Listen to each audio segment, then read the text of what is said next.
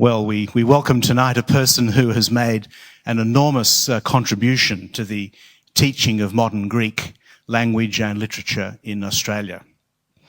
Vrasidas Karalis was born in Greece and graduated from the University of Athens with a BA and a PhD in European literature. He lectured in several colleges and universities before coming to Australia, to the University of Sydney, in fact, in 1991. And he's currently chair and associate professor in the Department of Modern Greek here. Professor Karalis has published extensively in the area of Byzantine aesthetics, cultural studies, art history, and modern Greek literary criticism. Very importantly, and this will be a major legacy, I think, of his, he's been mightily dedicated to the mutual, the two-way recognition and appreciation of modern Greek and modern Australian literature and writers, not least the works of Nikos Kazantzakis and Patrick White. And monumentally, in fact, Vras has translated White's novels Voss and The Vivisector into modern Greek. He's the president of the Society for Literature and Aesthetics and is a co-editor of the journal Modern Greek Studies. Importantly for our theme tonight, Stanford University Press has succeeded in convincing and persuading Vras to write the first major critical biography of Cornelius Castoriadis, who is, of course, our key thinker this evening.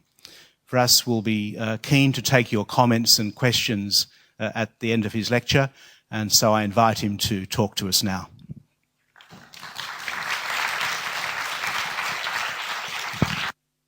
Now, thank you very much for coming here tonight to listen to a lecture about such a strange political philosopher like Castoriadis, and you haven't heard a lot about him, and I suppose that after the lecture you know something more about this very important, I would say, modern political philosopher, and most importantly, beyond knowing anything about his life, we have to understand something about the political legacy of Castoriadis, and something even more, I would say, challenging.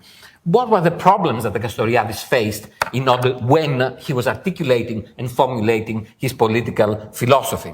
And of course, because I know you know very few things about him, I decided to have a sort of at the same time with the lecture, a PowerPoint presentation at the back. So you have a brief overview of his work, a brief overview of his works, the books, that is to say, and some of the problems that essentially contextualized his philosophy. As you will see, sometimes the photographs at the back will be something like a running commentary to what I would say here, because of the 50 minutes, as we said, of this lecture, we don't have the time to solve the problem, the riddle, or all the riddles of his philosophy. And as you will see from the sort of a kind of the introduction to this, the first image of Castoriadis here, he used to be called the most famous bald head of modern philosophy. I have to tell you in order to give you a sort of an idea about himself. I mean, Castoriadis has been essentially called the philosopher of human autonomy. And as you will see, the concept of autonomy will be coming back and again, will be recurring in this discussion, because it is probably the most important philosophical legacy and most important, I would say, philosophical principle that Castoriadis elaborated and left behind to the modern world, to modern philosophical debate of the 20th century. I just want to start with something extremely simple, something about his life, that he was born in 1922 in Constantinople, Istanbul today. He studied politics, law, economics at the University of Athens. He read Marxism when he was only 13 years old. He joined the Trotskyite party in the late 30s when he was only 16, 17. He, in the same period, he clashed with militant Stalinism. We'll discuss about this period as well later on. Under the Germans, he participated in the underground resistance with the Trotskyites. The clash with the Stalinist Communist Party continued under the Germans. In 1943, translated Max Weber into Greek and adopted the concept of bureaucracy as institutional authority. We'll see what happened later on. And during the Civil War in Greece, 1945, after the German departure, he was awarded a scholarship by the French government and migrated to France. I think something happens with my slides and run too fast. There in France, he joined some of the most politically active philosophers of the left-wing, I would say, intelligentsia of the period. He joined the group which has become a legendary group today called Socialisme ou Barbarie. From 1949, they started the publication of that legendary journal. If you try to buy it today, it is one of the most expensive purchases you will ever actually attempt to do, because this is the interesting thing. Back then, it was published only in 50 copies. And today, these 50 copies have become extremely rare and one of the most precious collectibles. He wrote under many pseudonyms. He worked with the Organization for Economic Cooperation and Development until 1970. One of the most critical events that matured his philosophy was the Hungarian uprising of 1956, which had a long and a deeper long-term effect on his criticism of the Soviet Union. Back then, rejected Marxism's political economy, theory of history, state organization, party structures, and finally, cognitive philosophy. In 1975, he published in French his major philosophical work, The Imaginary Institution of Society. Then he discovered psychoanalysis. In 1978, he published, I have to go back because that runs too fast, and happens, that's it. In 1978, he published The Crossroads in the Labyrinth. In 1980, he joined the École des Hautes Études en Sciences Sociales, and his ideas about the collapse of communism came true, as you remember, in 1991, and he died in December 1997. The works that we have in English by Castoriadis, he was a very prolific writer in French. He wrote everything in French with the exception of some early essays in Greek, which I have translated for Thesis 11, can be found easily in the Castoriadis Reader. The most important book that we have in English is The World in Fragments, writing on politics, society, psychoanalysis. The political and social writings of the early period in Socialisme and Barbarie, the second volume, the third volume of that, and philosophy, politics, autonomy, essays in political philosophy. And more recently, in 1998, we have the reprint, the paperback reprint of The Imaginary Institution of Society, and Crossroads in the Labyrinth, and finally on Plato's Statesman. Now, I know that this move again, but just want to say to some of you who are interested in this gossip, philosophical gossip, because his translator fell out with his widow, he had, you can find easily two of his last works on the net as, free publications. So visit the Agora International Castoriadis and you can download 450 pages of 2 volumes, each one of them 450 volumes. So it's for free. I don't know if it's illegal, but it happens. Now, Castoriadis left behind a very important legacy, which we will see. This is the first front page of Socialisme ou Barbarie. This is his face, and this is what he called one of his most important philosophical statements: the subject is that which opens. Well, I will start my lecture now, and this will run behind me. Read whatever you want. It's kind of a distraction from what I'm going to say. Cornelius Castoriadis' thought is extremely multifaceted and complex to be effectively presented in 1 hour. What I will try to do tonight is to delineate the development of certain central motifs of his thought against the background of his maturation process, and finally, the dialogue that Castoriadis had with some of the prominent philosophers and philosophies of his life, during his life.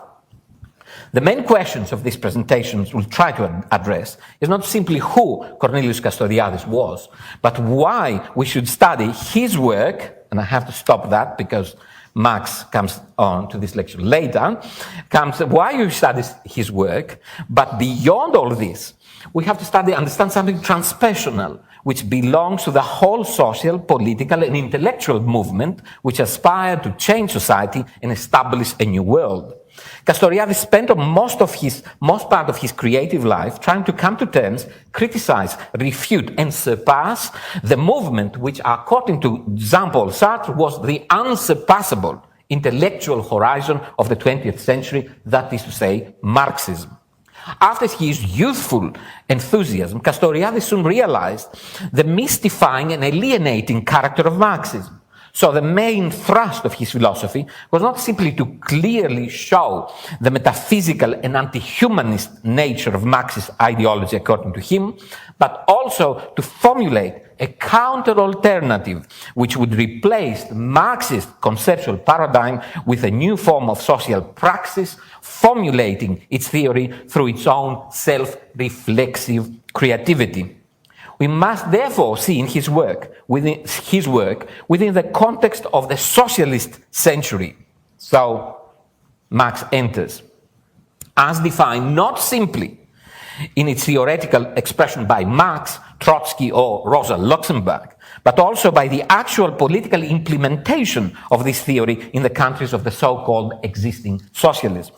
Against this background, Castoriadis realized already since the early 50s something that Trotsky and his followers failed to see, that the Soviet Union and its Leninist-Stalinist regime aspired to become a mass utopia, hence the quote from Marx, which dehistoricized a whole society and neutralized individual creativity. It was not simply that the existing regime was totalitarian and repressive.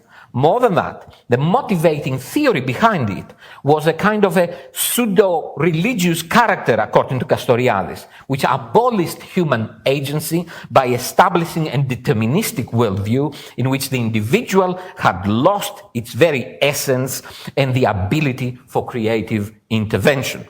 As you see, Castoriadis called Marxism a defined mythology, an ill-defined mythology.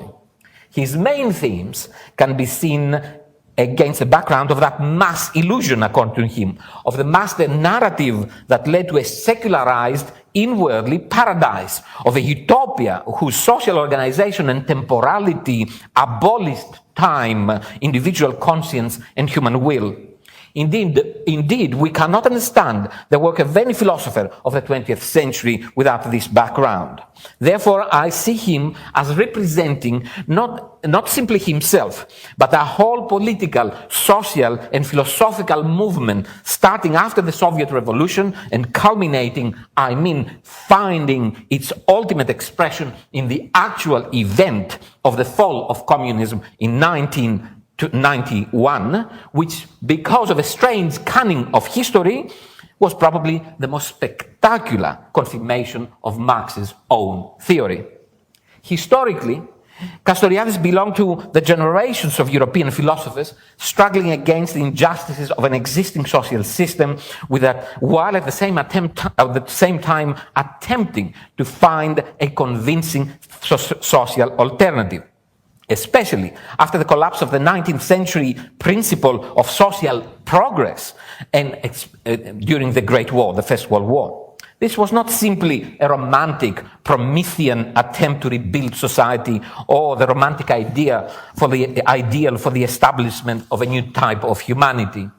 During the 20s, the whole of European scene was shaken by the rise of totalitarian regimes and the marked inability of pluralist democracies to respond to this challenge. I have to go back before going to Kant. The intellectuals of the period found themselves torn between the social apocalypticism of the communist parties and the mythic primordialism of totalitarian regimes. Both communism and Nazism promise something that humans seem to look for, especially if the immediate society denies them fulfillment and equilibrium. The abolition of historical time and the restoration of the collective and the natural to an organic unity within the kingdom of a secular cult of the state. The 1,000 years Reich, or the classless and propertyless communist civil society, were looming large in the intellectual horizon of Europe between the wars and continue long afterwards to dominate the scene. Marx, in all honesty, envisioned, and if we go back you will be able to read what the quote from him. In communist society, where nobody has one exclusive sphere of activity, society regulates the general production and thus makes it possible for me to do one thing today and another tomorrow, to hunt in the morning, fish in the afternoon, rear cattle in the evening, criticize after dinner, just as I have in mind, without ever becoming hunter, fisherman, shepherd, or critic. This was the ideal, and around this ideal, a number of idealists swarmed in order to express their enthusiasm in the new hope that emerged. Yet after the Russian Revolution and the rise of Stalin, the dream had turned into one of the most dreadful dystopias of that human history has ever seen. A state cult with an incredibly effective secret police took over in order to implement the dream and eliminate those who didn't want to be in that dream. The Great Terror of the 30s and the gloomy 40s and 50s showed beyond any doubt that communism, as implemented in the countries of existing socialism, was not a civil society, but a huge repressive mechanism with all power concentrated in the hands of few opportunistic operators, and who attributed its legitimacy to the authority of the supreme leader who expressed in his person the iron laws of history. In reality, Marxist ideology was collapsing from within, slipping gradually to a state of self-contradictory antinomies. Its theory could not explain why the end justifies such means. It's very strange that to this day we don't have a convincing ethical theory from within Marxism. Why individuals could not define themselves under conditions of freedom, or why people accepted so passively the many evils of bourgeois economy, namely alienation and reification as in capitalist countries. Castoriadis remarked that after the establishment of the Soviet system, Marxism had undergone a shift towards an ill-defined, that's this one, the ill-defined mythology that is finally mystifying and that feeds on equally mythological polemics of anti-mythology in the adversaries of revolution. Castoriadis and his generation of the 50s were confronted with such bitter disappointment, and throughout their intellectual development essentially addresses the same question as Castoriadis formulated: why things are as they are and not otherwise. Yet although such questions started with Marxism, soon was to be extended to the whole of contemporary human condition, especially amongst European and American cultures, and addressed fundamental issues of subjectivity, temporality, and more importantly for Castoriadis, creativity. Philosophically, the question could be found back in the beginning of the critical philosophy in the Enlightenment period. Immanuel Kant, in statement, it's altogether beyond our powers to explain how it should be possible that I, the thinking subject, can be the object of perception to myself, able to distinguish myself from myself, has to be detected behind the issue of subjectivity closely associated by Castoriadis with political involvement. The disillusion brought about by Stalinist tyranny generated a number of questions, which started the radical re-envisioning of the project for social change. Why people surrender their will so easily to a grand utopian mythography? What makes them not to see the order of the real? Why critical reason always vanishes when people are exposed to the topography of a land without history? What makes people throw themselves into the dream world of a temporality without individuality, framed by repression and encased by neurotic reactions within a self-consuming delusion? We shall return to this context later. A famous book of the period, Le Trahison des Clercs, The Betrayal of the Intellectuals, more appropriately of the public servants, by Julian Benda, gave us an indication about the allure and the enchantment of the totalitarian regimes of the impressionable minds of young intellectuals, philosophers, artists, etc. The Weimar Republic, a republic without republicans, ended up with Hitler and the Holocaust. The 1917 revolution with Stalin and his Gulag culture. Liberal democracies proved unable to deal with the political challenge, and more than that, they failed to convince their citizens about their own legitimacy. A prolonged legitimation crisis had started during the post-war World War I period, which was indicating a major shift in Europe, at least towards millenarian ideologies based on gigantic rituals, militarist repressions of sexuality, and the cult of the leader as a secular messiah. In such intellectual interregnum, people always tend to submerge their individuality to the grand designs of a great leader, or surrender their will to the impersonal social institution called the party or the state. The tragic dilemma of the period: how do I maintain my individuality within a society of a heteronomy? Bedeviled philosophers such as like Jean-Paul Sartre or writers like George Orwell. Castoriadis belongs to that generation of impressionable thinkers who believe that they discovered a new way of looking at society and a new approach to the problems of knowledge early in his life in the works of Leo Trotsky. Castoriadis' intellectual curiosity, however, motivated him to further investigate the problems thought solved by the famous prophet, armed, unarmed, and outcast, after he witnessed the bitter factional wars between rival ideological orientations in the communist or the Trotskyite parties. In many ways, one could claim that such parties function as quasi-ecclesiastical organization, with rigid hierarchy, heresies, and most importantly, sacred books. Castoriadis, as a child prodigy, read Marx together with Max Weber when he was only 13 to 15 years old. He associated himself with the liberal minority within the Greek left and left-wing parties, and discovered early in his intellectual career the importance of questioning and dissidence. He then joined a party in Greece, founded by Agistinas, which espoused active defeatism, as they call it, against the fascist regimes of the period in the country, and even against the Germans who occupied the country later. Through active defeatism, a variant of Gandhi's passive resistance for socialists, they thought they could sensitize German soldiers so they would give up their arms and join the revolutionary forces of the Greek Trotskyist party.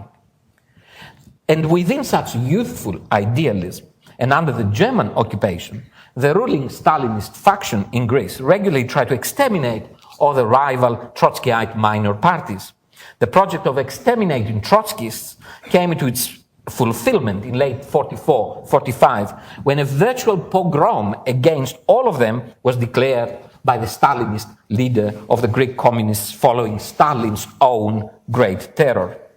So Castoriadis left Greece in 1945 from France, where he established himself for the next 50 years, only to return back to his country of origin as a philosophical celebrity, expressing views that sometimes startled or even annoyed with a cosmopolitan air of defiance and detachment.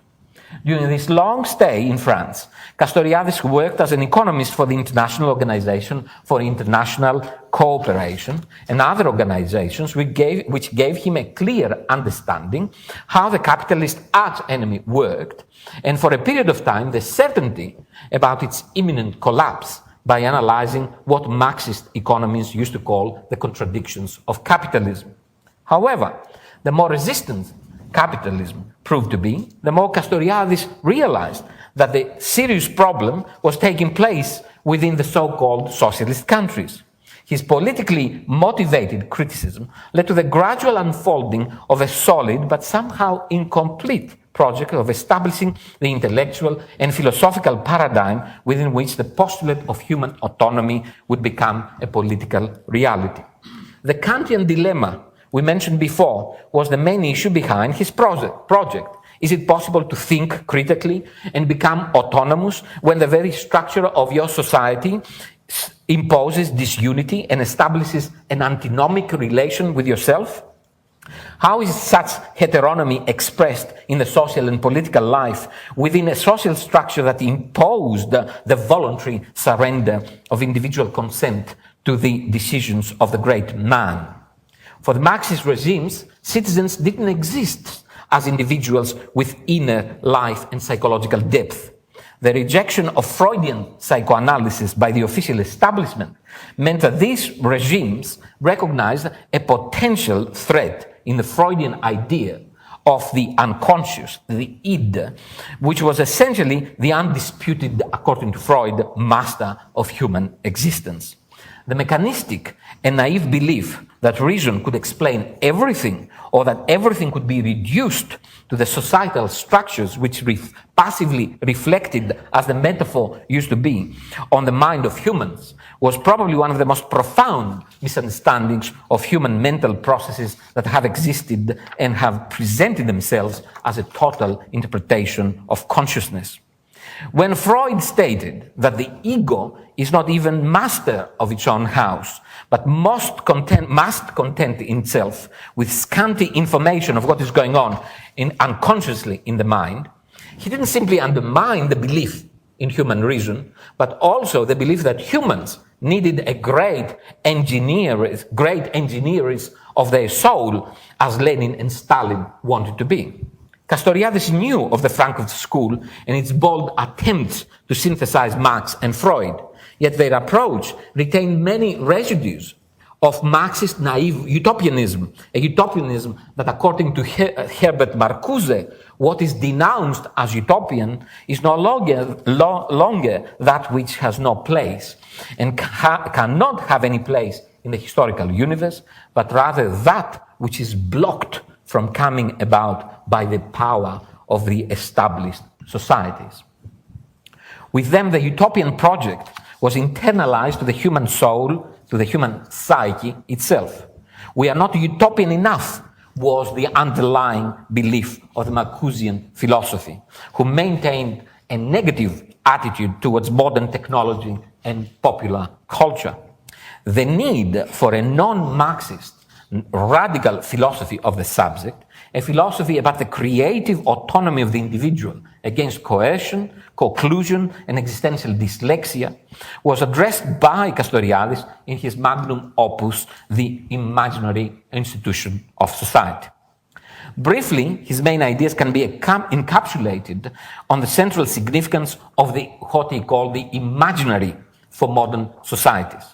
Modernity, according to him, was a continuous conflict between the project of autonomy and the project of rational mastery.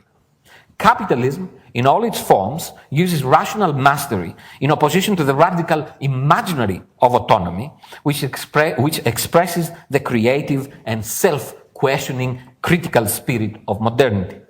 Despite the dominance of the capitalist imaginary, the very structures of modern capitalist states contain the radical creative imagination of a potential autonomy, together with the ideal of an autonomous society of self-instituted individual. But how is this possible? Because the individual is not a unitary and unified entity, but an aggregate of tensions leading to conflict and disruption. Even under the conditions of totalitarian regimes, wherein the project of autonomy is subsumed under the closed and opaque symbolic structures of institutional power, or even under the closed universe of the state capitalism or the symbolic domination of liberal capitalism, the human mind is lived by its own time. It's inhabited by its own realities. And so the imaginary breaks out through radical transformation of the existing symbolic order and normality. As Whitehead, a philosopher very close to Castoriadis, stated, every being is a potential for the becoming of another being. So how can we explain the fact that even under such conditions, humans want to change things and must change things in order to exist? Castoriadis and his generation were indeed disillusioned with Marxist ideology and the ideocracies calling themselves socialist states, but never lost the hope of a change. So how can we explain the need for change in us? Castoriadis' formal philosophy revolves around the conceptualization of the need for change and, in general terms, around the ontology of change. What actually happens when we say that things change, or when we claim that we want to change things around us? Change is associated with creative imagination for Castoriadis. Things change because humans have the energy to create new forms and new significations by dissociating themselves from the existing, the unitary logic of capitalist organization of society. And since modern philosophy has rejected the creative force of God, or whatever principle you like to use, in order to create the universe, creativity is an innate energy in the Aristotelian sense, the actus essendi of medieval scholasticism, which now is attributed to the being itself.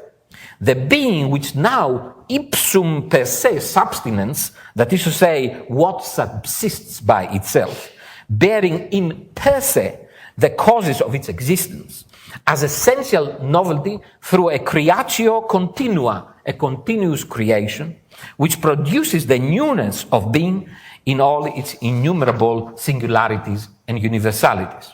And the self-substituting cause of this is for Castoriadis the Freudian unconscious, the groundless, the creative void, as he calls it. With this statement, Castoriadis descended, if you prefer, to the structures of the mind in order to understand its social history. The great American psychologist Carl Lashley observed that no activity of mind is ever conscious, which we suppose must be the neurocognitive translation of Freud's "where the id is, the ego must rise." Castoriadis suggested that this is due to the subterranean current in every human being, which he called magma, and which is the source and the cause of every creative efflux in us and from us.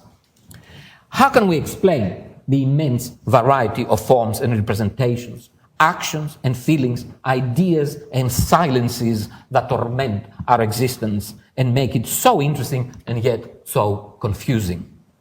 Castoriadis has been criticized by Axel Honneth and Jürgen Habermas for such a metaphysical cosmology, but in its essence, the idea of a pre-verbal and pre-cognitive mental energy which flows in the brain before being translated into language has one sole heuristic purpose: to establish and theoretically legitimize the unlimited variations of beings in their constant change and modalization. What Castoriadis was trying to address was, and we must admit that his language bears the residual traces of a process ontotheology here, was the irreducibility of the human psychical monad to any pre-existing mega being, either of the Heideggerian kind or related to the Platonic idea. Furthermore, his theory about the magma has another goal: to indicate the unpredictability of its emergence, the indeterminacy of its presencing, and ultimately the random character of its creative substantiation. The creative instantiation of new meanings brings to conscience something completely other, incommensurable with the pre-existing, a new creative signification. Castoriadis stressed that creation entails destruction, if only because another form alters the total form of what was there.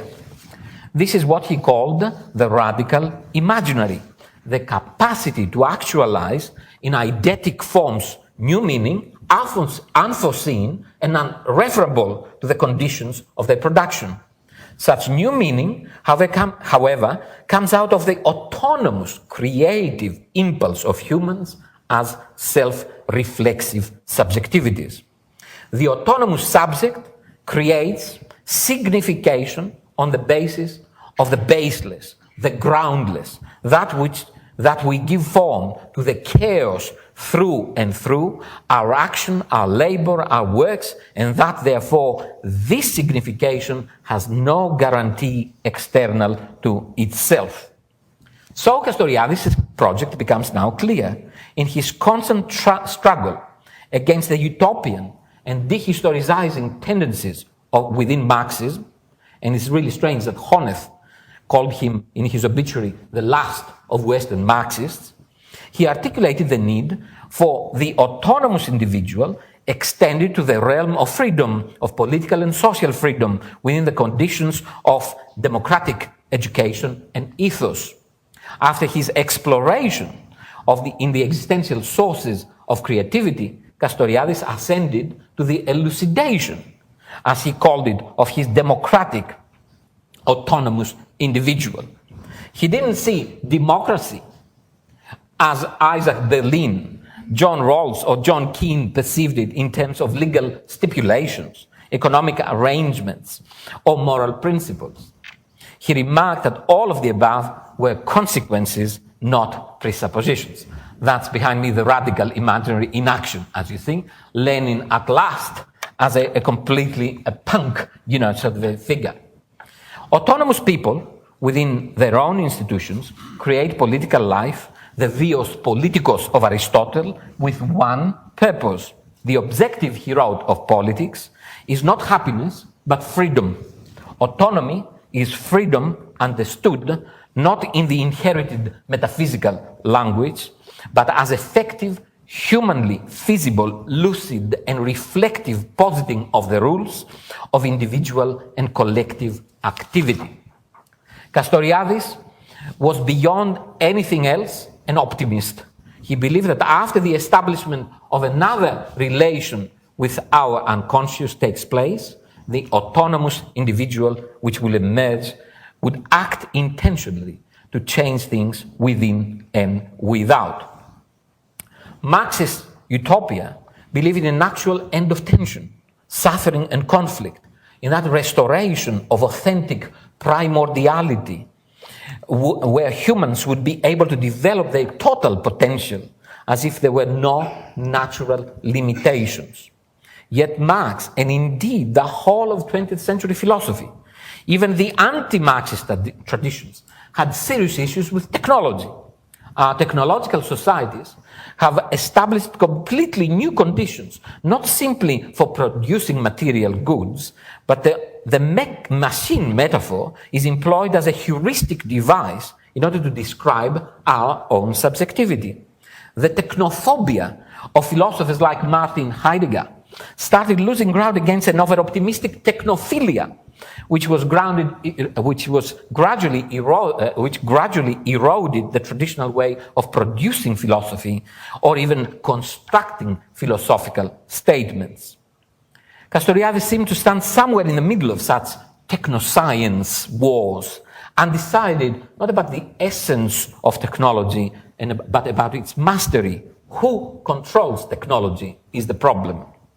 In his last essays, he tried to address the problem of mechanization and automatization of everyday life as modern citizens surrender to consumerism.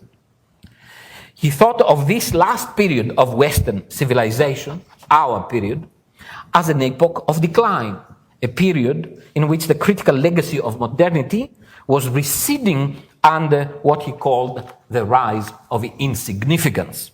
Insignificance, as an existential and political condition of self-definition, found, according to him, its philosophical articulation through postmodernism, a philosophy of cynicism and complacency, a philosophy of anti-critical mystification of knowledge, language, society, with a general retreat into conformism.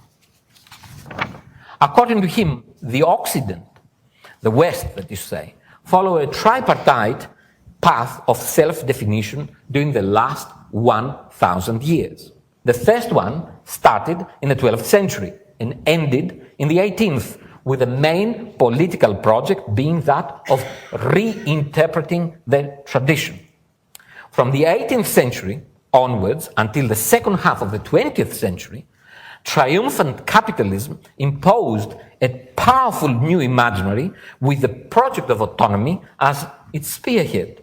For him, this period is characterized by the tension between two core significations: individual autonomy on the one hand and unlimited expansion of rational mastery on the other. The new period, starting after the Second World War, witnesses the complete loss of the critical aspects of the previous period and their replacement by what Castoriadis calls eclecticism and the recombining and reprocessing of the achievements of the past, which have now gained pride of program. Such general retreat to conformism happened because of the collapse of the historical project of socialism and the gradual transformation of liberal democracy into what he calls liberal oligarchy. Postmodernism is a pernicious form of self-absorbed skepticism, unable to articulate self-explanatory statements or even to establish a new radical imaginary able to express the confusion within the subject, or more than that, to liberate the subject from the rationalizing imaginary of modern capitalism and bureaucratic control. What kind of period is this, he exclaimed, which defines itself as post-something? In such polemic mode, Castoriadis turned more and more to the philosophical paradise lost of the Greeks as probably the most significant number of philosophers during the last 2 centuries. And that, I think, he co-evolved intellectually with Hannah Arendt. Athens, 5th century democracy, the questioning of the demos, the public presence in the agora, the debate in the ecos, and against that background of the co-evolution of democracy and freedom, the establishment of one of the most radical forms of imaginary representation, the tragedy, the tragic dimension, as he called it. Castoriadis posits the final question. Why did the Athenian democracy evolve together with tragedy? And why did both disappear together? The radical imaginary changed the way that we see the world by constructing a deep picture of conflict and catastrophe within our mortality. The tragic led to the triumph, that is to say, to the destruction of the vulnerable, the fragile, the human. And tragic representations went hand in hand with democracy, the open dialogue between citizens, instituting and de-instituting in freedom their social actions, which they made knowingly that they will change them and replace them with fresh negotiations about the limits of their freedom and their autonomy. Athenian democracy became for Castoriadis the beginning of the modern European self-articulation and self-alteration. When I start thinking about myself, I understand that I must change. My language in dialogue and discussion with others in the public sphere establishes my need to critically reflect on what I am doing and how I see myself against my own conceptions. Democracy means confronting your own representations, your own language, the representations on which you have invested so much personal energy and you have projected so many necessary and completely identical with yourself emotions. In democracy, humans discover freely the inner chaos, the meaningless order within their being, as he says, because they are exposed to alterity and enter the temporal dimension of the other in common projects and through common actions. The greatest hubris in ancient Greek tragedy was monos phronin, the being wise alone. You cannot be wise when you are alone. The fundamental maxim of democratic politics, Castoriadis said, is the denunciation of being wise alone. And Castoriadis culminates his vision of the citizen. The Athenian citizen is not a private philosopher or a private artist. He's a citizen for whom philosophy and art have become ways of life. This, I think, he concluded, is the real materialized answer of the ancient democracy to the question about the object of the political institution. Through his ontology of change, Castoriadis rejected the ideal of rejected the utopian ideal citizen of Marx's middle-class blissful coziness, and that suggested an active citizen who acts, reflects, and imagines. Imagination is a very dreadful thing, he said, like Dostoevsky said about Christianity. Within their generalized conformism of factional postmodernisms, Castoriadis posits to us an important question. What is it that you want, then? To change humanity? And with his intellectual enthusiasm, he rushes to answer, but not on our behalf. No, I want something infinitely more modest, simply that humanity itself change as it has done already 2 or 3 times in its history. Thank you.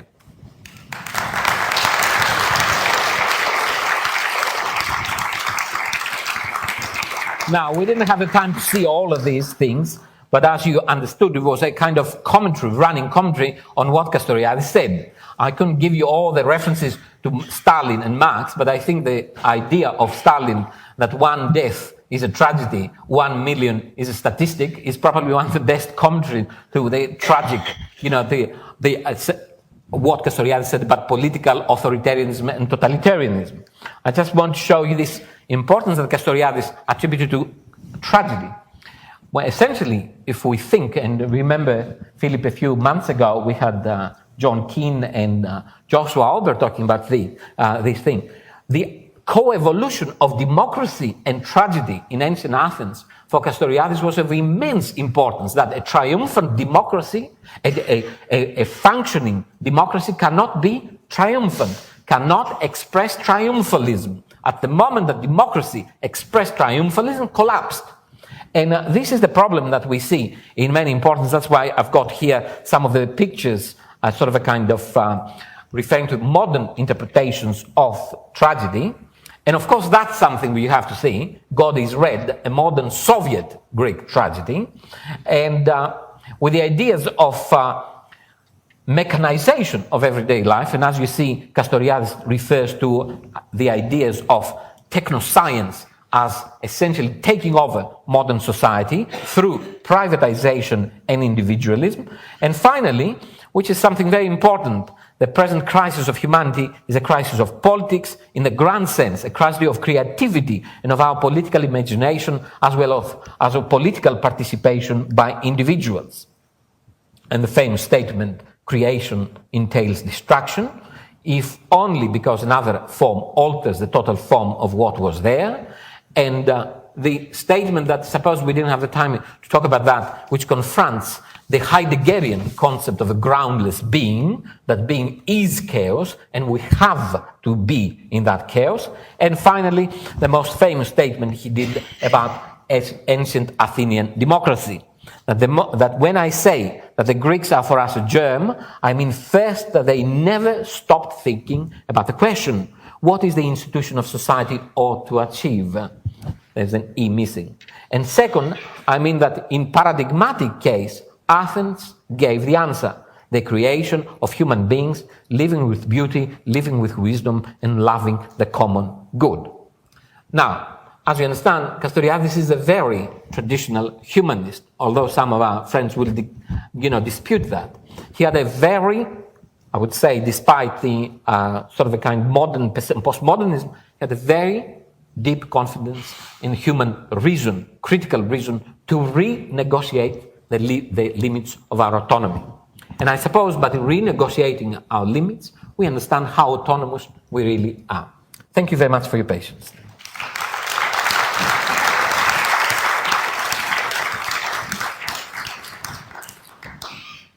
Well, thank you. That's tiring. Now, who would like to be first with a question? Just here, thank you.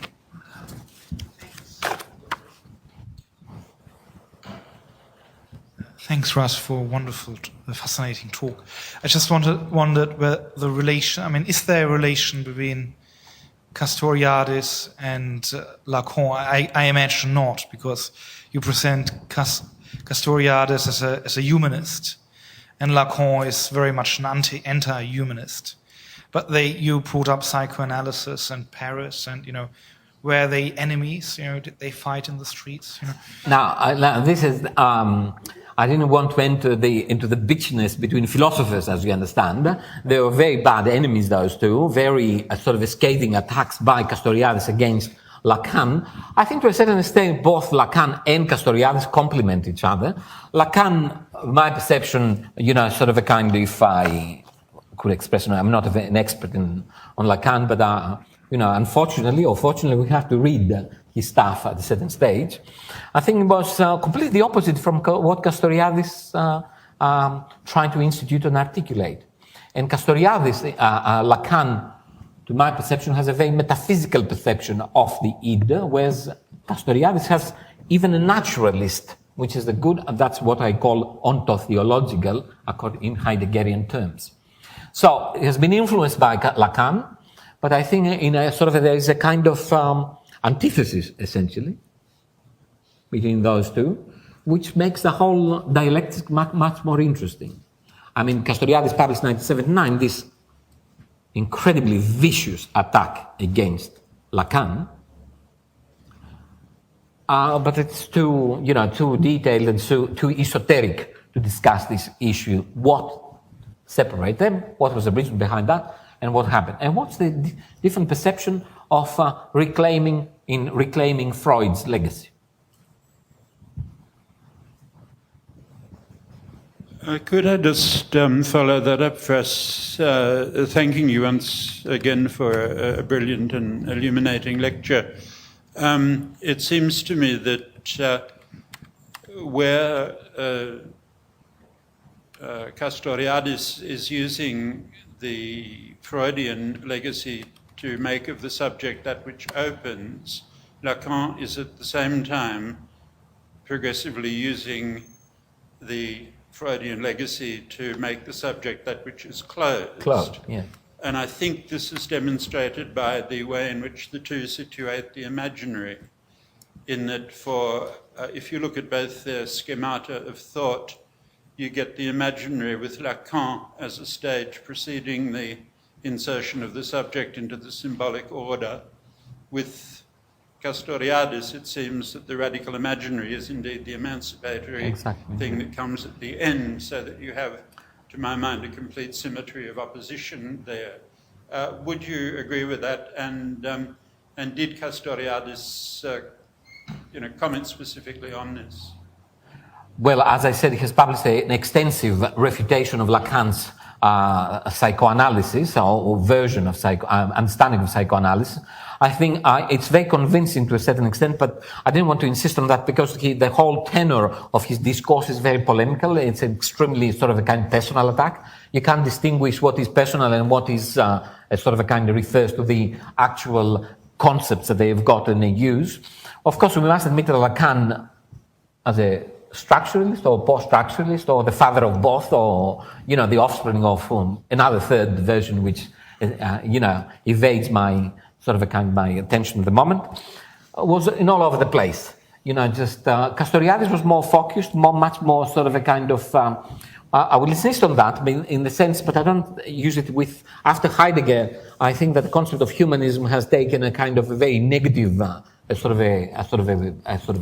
connotation. But I think that for him meant essentially sapere aude sapere. That's why I had this thing here from Kant, that essentially have the courage to use your own understanding.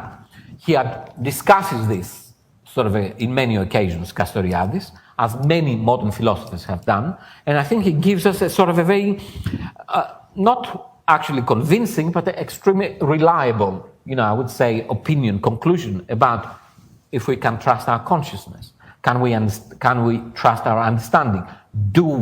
Are we able to understand?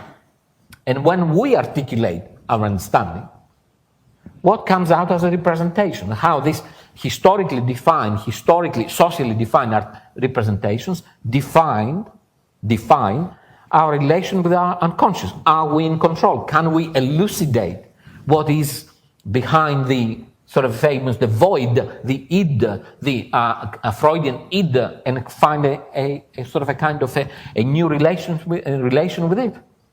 What is this id, finally? What is this, sort of an unmasterable sort of a existence within us? I think it's a very interesting discussion. I don't know the answer, to be honest. It's a very interesting way that people challenge each other. And I think that Castoriadis remains within, if I may say, an Aristotelian, almost medieval scholastic perception of understanding the function of the brain, the function of the human being. The actus essendi, for example, that I mentioned before, or which Thomas Aquinas calls universalissimum. I love this Latin expression. It's the most universal of human characteristics. It doesn't know any kind of specificity or locality. It belongs to the human being as opening, as the one that opens, not the one which is closed. And I suppose that Castoriadis' dialectic relation with sort of a kind of Lacan is one of sort of a kind of dependence and, as the grandfather, the dire majesty. Don't forget that Lacan had always his head turned towards Rome. The final, and the deep down in his belief, there was a kind of love for a sort of a kind of the Holy Father, as he said in Rome. He was looking for this extreme transcendental authority, which is closed, opaque. We can't see anything. We can't go to the terror of the real. And I think enough. Who'd like to be next? Yes, please, thank you. Yes, it's interesting when you think about it. Castoriadis was contemporaneous to a lot of the existentialist philosophers.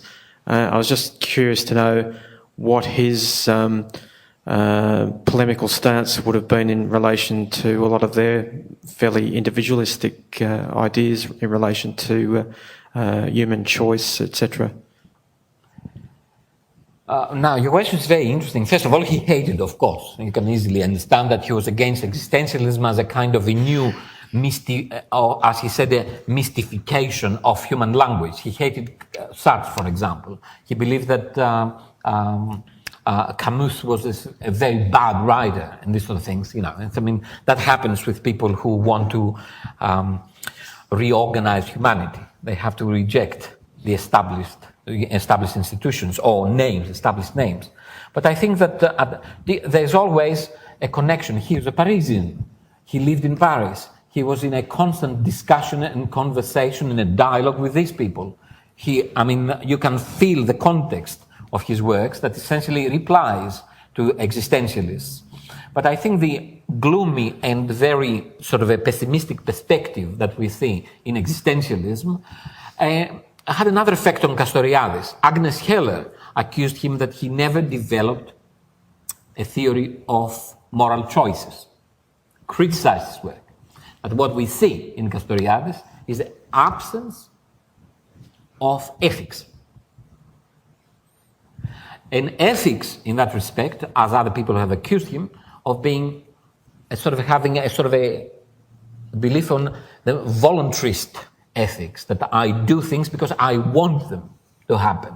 This idea of will, of a voluntarism that essentially abolishes the limitations of my society, even the preconditions of my existence, is a very interesting aspect of Castoriadis' work. I didn't have the time to address that. But Agnes Heller has, I think, to a certain extent, although Castoriadis replied to her, and I think that the creativity, the ethics of creativity that instituted, that articulated, are very interesting. It's very interesting as well as a perception. You create because you want to create, and that because you create something which you have to share.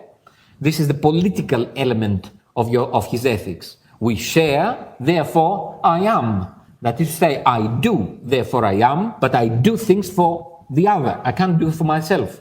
Castoriadis believes that even the sense of time, the internalized sense of time, how I feel, how I think, how I feel within time, is essentially what he called the emergence of alterity. I have temporality.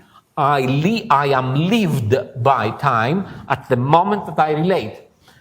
I think in the Sartrean universe, this is somewhere missing, as you understand, especially in the entre soi, the being for itself.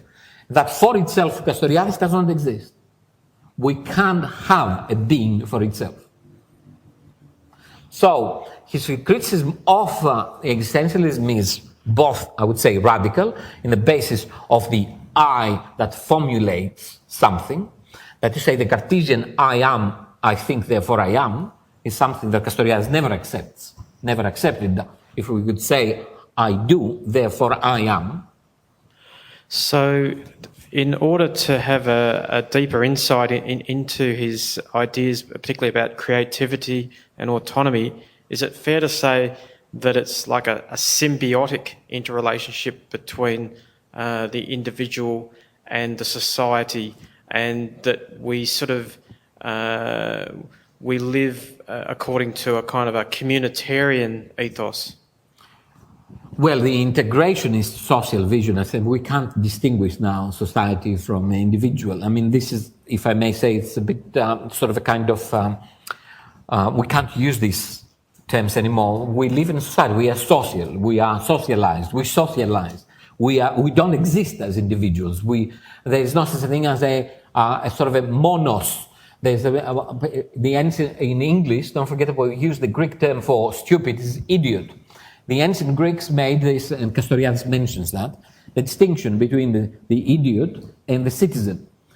Idiot in Greek means private, to be alone, and citizen is the one who lives in the city. Only idiots could be alone, because they didn't want to participate in political life. The idiot is an idiot because he cannot participate. Our interaction makes us human. Humanity is not an innate condition of our being. It's something that emerges after our interaction. And I think Castoriadis thinks that this creative representation of that essentially not simply confronts us with the necessity of our being, but essentially objectifies who we are. And the moment we are objectified in front of us as autonomous human beings, we can become autonomous in the sense that we can see the limits of our choices, of our language, of our representations, of our everything that we're using. The limits of myself are essentially the other. And I can't live without limits. I mean, this is, I suppose this is a very interesting perception of Castoriadis, which I believe it's not simply his, it belongs to many other people as well. Whitehead, even to Plato at a certain stage. Don't forget that at the end of his life, I would like to mention that at the end of his life, Castoriadis became obsessed with Plato. You know, I mean, the Platonic sort of a heritage in the Western world, this dehistoricization of the being. Yet, how can you refute Plato? Plato is, you know, sort of a huge in everything. But at the same time, Plato is, if I may say, as we said with Rick Benitez, a very enlightening lecturer, is a very dangerous thinker at the same time. Plato started what some philosophers call the Syracuse syndrome. Philosophers establishing ideal cities. Which is, if I may say, this is the Syracuse syndrome, can be seen in Heidegger's primordial being in the Nazi regime. Later on he changed it, of course, because he thought that it was not enough primordial. But, you know, in this, but it's exactly what happened there. I mean, the ideas of sort of a kind of Plato sort of became the sort of a inspired Western philosophy, but at the same time created a very dark side, I would say, legacy behind the whole thing, that Castoriadis being another Greek, as you understand, being born in Athens, wanted to confront another fellow Athenian and completely invalidate his arguments. I don't know if he succeeded in that, but that was the intention. Time for one more, if there is one. Yes, down here, Nick, please. Might just wait for the microphone. Could you say a few words about if you see any influence from Aristotle? Because from what you said up to now, I think there is something like an extended thought in some parts. Well, yeah, I mentioned Aristotle. I think that the idea of creativity, many scholars on Castoriadis think that this is a sort of concept of energy in Aristotle, in perpetual movement, especially articulated in his metaphysics. And I think Castoriadis was sort of had this Aristotelian universe, inhabited an Aristotelian universe via, or if I may rephrase what I just said, discovered the Aristotelian universe via the quantum mechanics, just cosmology. And at the second stage, he had to go through modern physics. He was an omnivorous reader. He went through modern physics in order to understand the stability of an Aristotelian universe, which I believe that if you have seen Feyerabend's In Defense of Aristotle, I think the anarchist perception of knowledge, or the way that we know, comes closer to his heart. Well, as Habermas called him, there is a sort of a very strange, I would say, tension between this anarchist understanding of knowledge and at the same time a sort of a very traditional Aristotelian, almost essential in the traditional sense of the word, substantialist if you prefer, understanding of the human condition. And it's interesting to see that in his discussions of this philosophy, he sees through Hannah Arendt, through modern philosophers, but especially modern philosophers who came out of this tradition. They came from the classicism, the German classicism of 19th and 20th centuries. We can't understand contemporary philosophy, especially the one coming in from Germany, without the German classicism. Now, if that was Greek philosophy or German or Greek philosophy, is another story, as you understand, because the Germans creatively misappropriated or mistranslated, and I don't know if you have to insist on the creative or the misappropriation of the whole thing. I insist on the creative. It's very good to take something and translate it wrongly.